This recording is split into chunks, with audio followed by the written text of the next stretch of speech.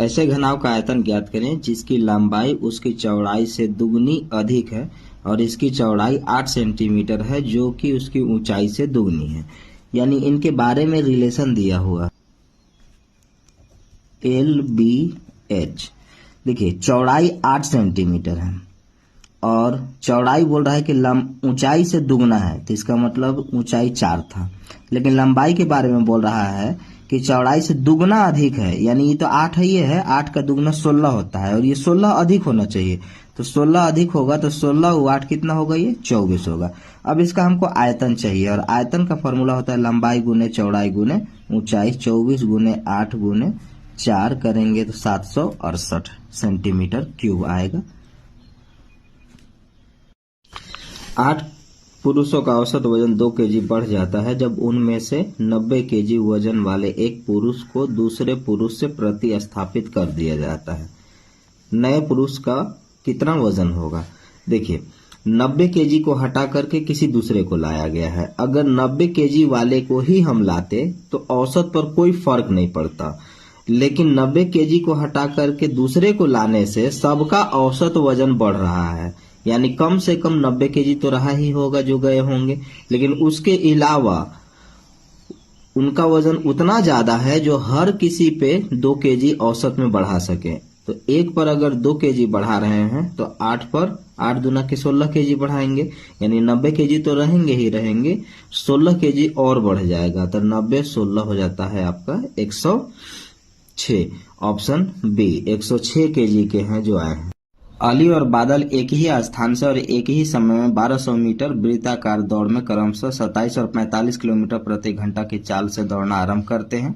ज्ञात कीजिए वे कितने समय बाद पुनः ट्रैक पर पहली बार मिलेंगे जब वे दोनों एक ही दिशा में दौड़ रहे हों।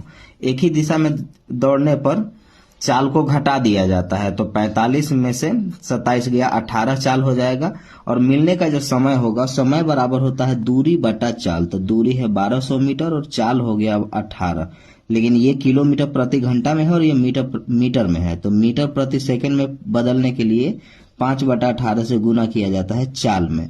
अब इस 5 से हम काटेंगे तो ये 240 बार में 240 सेकेंड बाद पहली बार वे एक ही ट्रैक पर मिल जाएंगे। 42 वस्तु का अंकित मूल्य। 42 वस्तु का अंकित मूल्य 70 वस्तु के क्रय मूल्य के बराबर है। 14 25 70 14 तिया 42। क्रय मूल्य को यहाँ लाइए तो अंकित मूल्य बटा में क्रय मूल्य बना। इस 3 को यहाँ भेज दीजिए तो 5/3 जो जिसके सामने पड़ा वो वैल्यू आया। एक और बोला है कि 25 वस्तु का विक्रय मूल्य और 21 वस्तु के अंकित मूल्य आपस में बराबर है। विक्रय मूल्य को यहाँ भेजिए तो अंकित मूल्य बटा में विक्रय मूल्य बनेगा और इस 21 को यहाँ भेज दीजिए तो ये 25/21। अब अंकित मूल्य यहाँ 25 है तो यहाँ भी 25 होना चाहिए, तो 5 से गुना करना होगा ऊपर नीचे दोनों।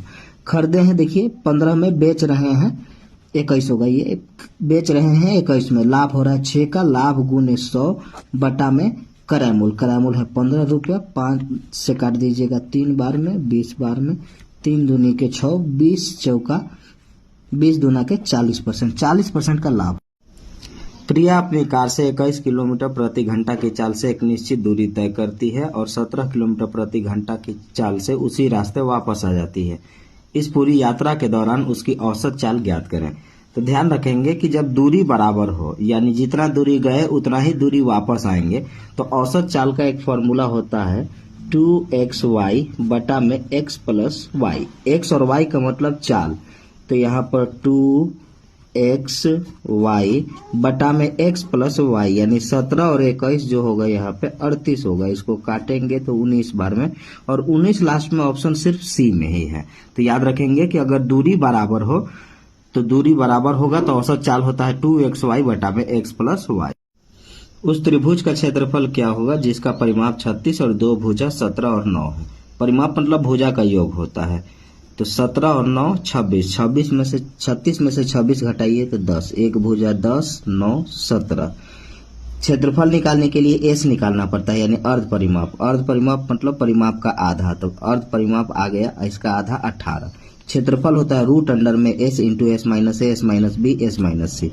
तो एस हमारे पास आ गया है 18, में से s माइनस a घटाएंगे तो 8, 18 में से 9 गया 9, 18 में से 17 गया 1, और ये s इंटू में होता है तो s कितना है मेरे पास 18, 18 टूटेगा 9 गुने 2 में, 9 से बाहर 3 निकालिए, 8 दूनी 16, 16 से बाहर 4 और 9 से बाहर 3, आंसर आएगा 36।